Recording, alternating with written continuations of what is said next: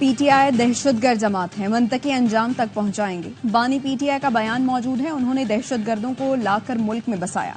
विफाकी वज़ीर इत्तलात अता तारड़ कहते हैं बानी पीटीआई किसी गलत फहमी में ना रहें कि मजलूमियत के प्रचार से कोई रिलीफ मिलेगा।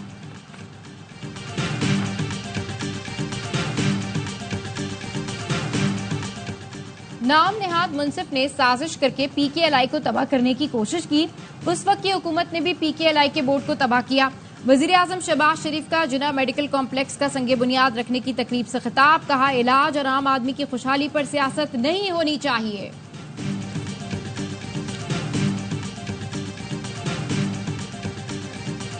और जर्मनी के शहर फ्रैंकफर्ट में पाकिस्तानी काउंसिल खाने पर हमला। जर्मन सिफारत खाने के सीनियर तरीन सिफारतकार की दफ्तर खारिजा तलबी। पाकिस्तान की जानिब से फ्रैंकफर्ट वाक़े पर एहतजाज रिकॉर्ड कराया गया। पाकिस्तानी सिफारती प्रॉपर्टीज की हिफाजत और मुलव्वस लोगों के खिलाफ कार्रवाई पर जोर। ज़राए के मुताबिक सीनियर जर्मन सिफारतकार ने हर मुमकिन हिफाजत की यकीन दहानी कराई। मुस्तरदशुदा सियासी ड्रामेबाज बनू वाक़े पर सियासत की नाकाम कोशिश कर रहे हैं। वज़ीर आला खैबर पख्तूनख्वा की हिदायत पर कायम कमीशन जल्द इंक्वायरी रिपोर्ट जमा कराएगा। बैरिस्टर सैफ कहते हैं वज़ीर आला खैबर पख्तूनख्वा बनू की सूरत हाल को मुसलसल मॉनिटर कर रहे हैं। समाजी अमायदीन इंतजामिया पर मुश्तमिल कमेटी इलाके में देर पा क़याम अमन को यकीनी बनाएगी। खैबर पख्तूनख्वा दहशतगर्दी से पहले ही मुतासिर है, किसी भी बड़े साने का मुतहम्मिल नहीं हो सकता। तहरीके तहफ़्फ़ुज़े आईने पाकिस्तान का आइंदा जुमे को मुल्क गिर एहतजाज का ऐलान। असद कैसर कहते हैं हमारे कारकुनान और सोशल मीडिया से वाबस्ता लोगों को अगवा किया जा रहा है। अरकान कौमी असम्बली को बड़ी बड़ी ऑफर्स हो रही हैं। हमारे अरकान को दबाव में लाकर वफादारियां बदलने की कोशिश की जा रही है।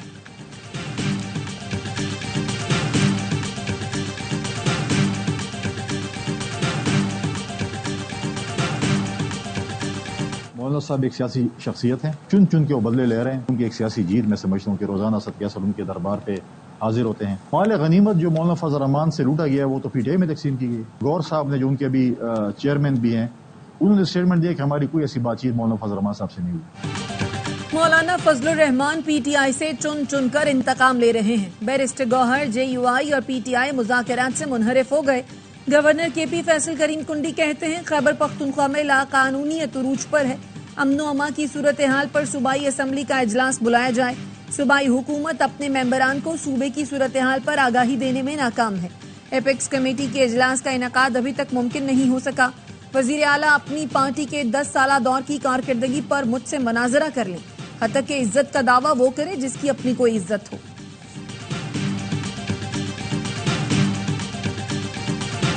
52% IPPs हुकूमत जबकि 28% निजी शोबे की मिल्कियत है। करप्ट ठेकेदारों की वजह से हमें फी यूनिट बिजली 60 रुपए में बेची जा रही है। मुल्क बचाने के लिए 40 खानदानों के साथ किए गए इन मुआहिदों के खिलाफ सबको उठना चाहिए। साबिक वजीर गौहर एजाज कहते हैं हुकूमत बास प्लांट से बिजली 750 रुपए फी यूनिट खरीद रही है। कोल पावर प्लांट से औसतन 200 रुपए यूनिट के हिसाब से बिजली खरीदी जा रही है।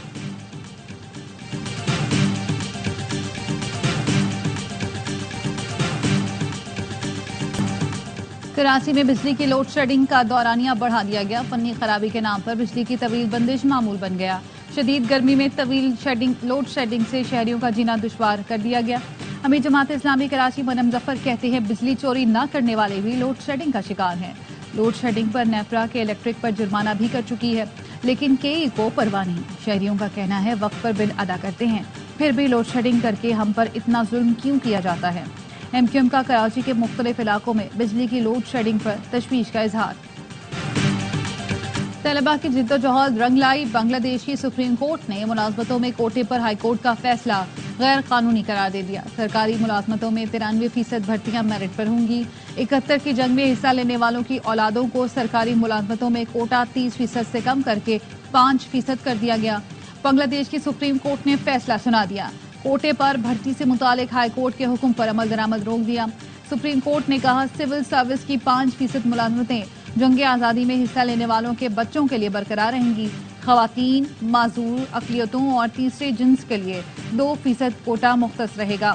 हुकूमत चाहे तो कोटे की शरह में इजाफा या कमी कर सकती है। अदालत ने हुकूमत को नोटिफिकेशन जारी करने का भी कह दिया।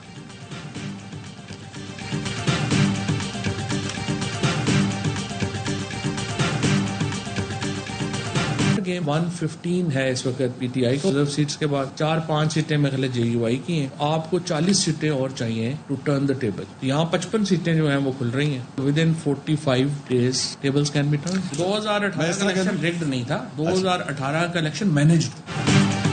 55 हलके खुलने जा रहे हैं। 45 दिनों में नंबर गेम चेंज हो जाएगा।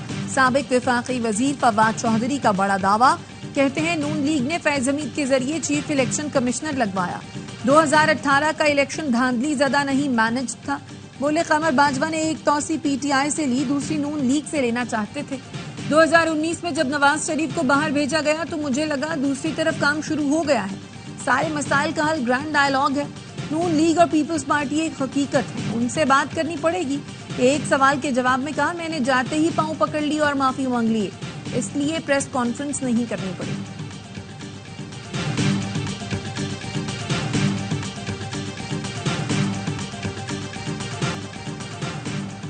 पीटीआई का चीफ इलेक्शन कमिश्नर चारों मेंबरान के खिलाफ कल रेफरेंस दायर करने का फैसला। जराये के मुताबिक बानी पीटीआई ने अली जफर को इलेक्शन कमीशन के खिलाफ रेफरेंस दायर करने की जिम्मेदारी सौंपी है। सुप्रीम जुडिशल काउंसिल से चीफ इलेक्शन कमिश्नर चारों मेंबरान को हटाने का मुतालबा किया जाएगा। इंतखाबी निशान बल्ला छीनने, लेवल प्लेइंग फील्ड न मिलने, इंतखाबात मुकर्ररा वक्त पर न कराए जाने को जवाब बनाया जाएगा। रेफरेंस में मखसूस नशिस्तों के अदालती फैसले के कुछ निकात भी शामिल किए जाएंगे।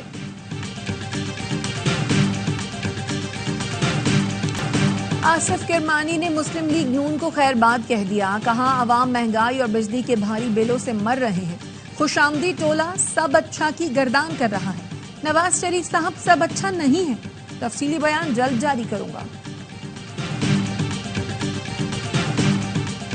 साबिक वफाकी वजीर शफकत महमूद का सियासत छोड़ने का ऐलान। कहते हैं फैसला किसी दबाव की वजह से नहीं किया, इसका ताल्लुक वक्त और उम्र के तकाजे से है। किसी और सियासी जमात में जाने का इरादा नहीं, बकिया उम्र तहरीर और तदरीस के लिए वक्त करना चाहता हूँ। बानी पीटीआई का मशकूर हूँ जिन्होंने खिदमत का मौका दिया। इत्मीनान है तमाम तर जिम्मेदारियां ईमानदारी से सरअंजाम दी। मुल्क की खिदमत का जज्बा ताहयात रहेगा।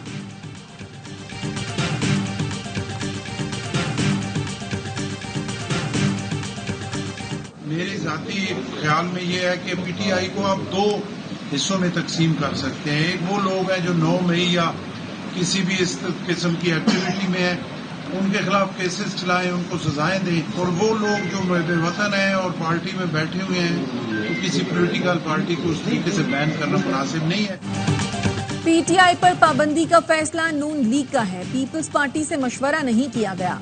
गवर्नर पंजाब सरदार सलीम हैदर खान कहते हैं पीपल्स पार्टी मामले को पार्टी इजलास और सीईसी में लेकर जाएगी। मेरी राय में पीटीआई को 2 हिस्सों में रखकर सोचें। एक वो जो 9 मई के वाकयात में मुलव्वस हैं, उन्हें सजाएं दें, लेकिन जो मुहिब्बे वतन हैं उनके खिलाफ कार्रवाई मुनासिब नहीं।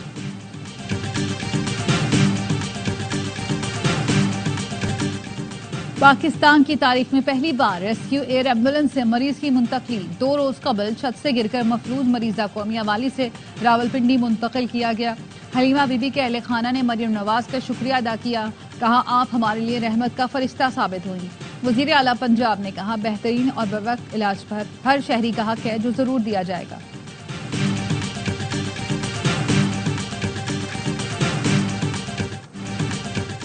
कराची में कहीं तेज कहीं हल्की बारिश, गर्मी कम न हुई। दर्जा हरारत 39 डिग्री तक जा पहुंचा।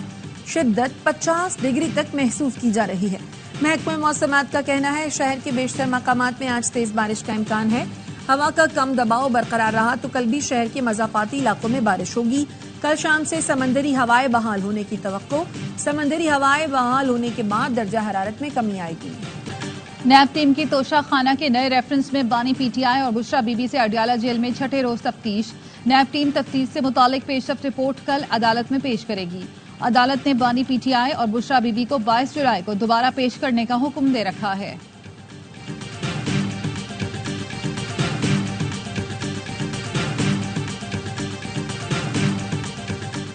स्पीकर कौमी असम्बली अयाज सादिक ने कायमा कमेटियों के चेयरमैनों का नई गाड़ियां फराहम करने का मुतालबा मुस्तरद कर दिया। कौमी असम्बली जराये का कहना है कायमा कमेटियों के चेयरमैनों ने गाड़ियां पुरानी और नाकारा होने की शिकायत की थी।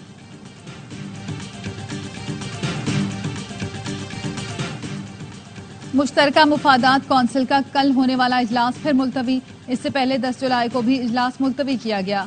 ज़राए का कहना है इजलास वज़ीर आज़म और दीगर अरकान की मसरूफियात की वजह से मुलतवी किया गया। नई तारीख का ऐलान जल्द किया जाएगा। पेशावर के नवाही इलाके में फायरिंग से शहीद अहलकार सईदुल्लाह की नमाज जनाजा अदा। दहशतगर्दों ने गुज़श्ता रात पुलिस चौकी पर हमला किया था। जवाबी फायरिंग से दहशतगर्द फरार हो गए थे। वफाकी वजीर दाखिला मोहसिन नकवी की पेशावर में पुलिस चेक पोस्ट पर फायरिंग की मजम्मत। कहा वतन पर जान निछावर करने वाले शहीद कांस्टेबल की कुर्बानी को सलाम पेश करते हैं। कराची में हॉक्स बे जाने वाली फैमिली को लूट लिया गया। माड़ीपुर फुटबॉल चौक के करीब गाड़ी खराब हुई तो मुल्जिमान आ गए। खातून और बच्ची को फायरिंग करके जख्मी कर दिया। लूट मार के बाद फरार हो गए। DIG साउथ ने मुल्जिमान की गिरफ्तारी के लिए खुसूसी टीम तश्कील दे दी। SHO को शो कॉज जारी। कहा 1 हफ्ते में मुल्जिमान गिरफ्तार न हुए तो SHO के खिलाफ कार्रवाई होगी। 22 अप्रैल से अब तक 50,000 खवातीन की शिकायत मौसूल हुई। वजीर आला पंजाब मरियम नवाज का वर्चुअल वुमेन पुलिस स्टेशन से मुतालिक ट्वीट। लिखा खवातीन की शिकायत पर 3172 FIR दर्ज कराई गई। 3092 केसेस की तफ्तीश जारी है। 803 केसेस को जल्द मुकम्मल करने की हिदायत दी। 42,933 केसेस को सुलह या दीगर वजूहात की बिना पर खत्म किया गया। शहरी इमरजेंसी की सूरत में 15 डायल करें। अमरीकी सदर जो बाइडन अपनी जमात का कंट्रोल खो चुके। वॉशिंगटन पोस्ट के मुताबिक बाइडन और डेमोक्रेट्स के दरमियान तनाज़े में शिद्दत आ गई। मजीद 12 डेमोक्रेट्स अरकान का जो बाइडन से सदारती इंतखाबात से दस्तबरदारी का मुतालबा। व्हाइट हाउस के बाहर डेमोक्रेट्स का एहतजाज। मुजाहिरीन ने सदर बाइडन से इलेक्शन की दौड़ से दस्तबरदारी का मुतालबा किया।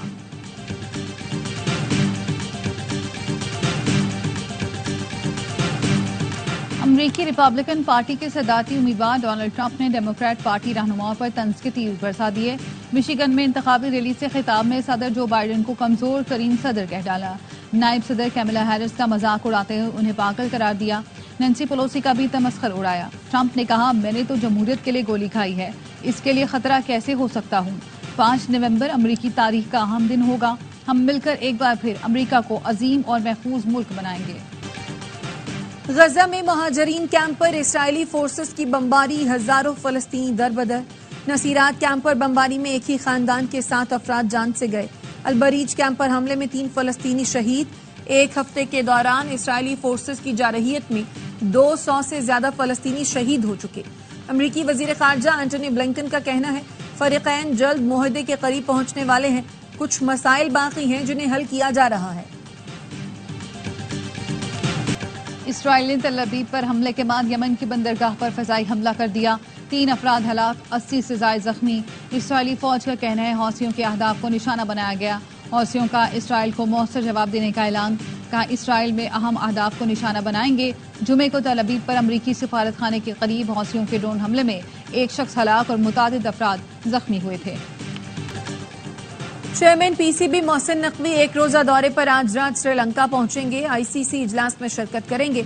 19 जुलाई से जारी इजलास में 108 रुकन मुल्कों के 220 अरकान शिरकत कर रहे हैं। ICC इजलास में चैंपियंस ट्रॉफी के बजट की हतमी मंजूरी भी दी जाएगी। पहली बार काउंसिल की सालाना मीटिंग का इनेकाद एशिया में हो रहा है। विमेंस एशिया कप में कौमी टीम आज नेपाल से टकराएगी। दम्बोला में मैच कुछ देर बाद शुरू होगा। ग्रीन शर्ट्स को पहले मैच में भारत ने 7 विकेट से शिकस्त दी। नेपाल ने इफ्तिताही मैच में UAE को 6 विकेट से हरा दिया।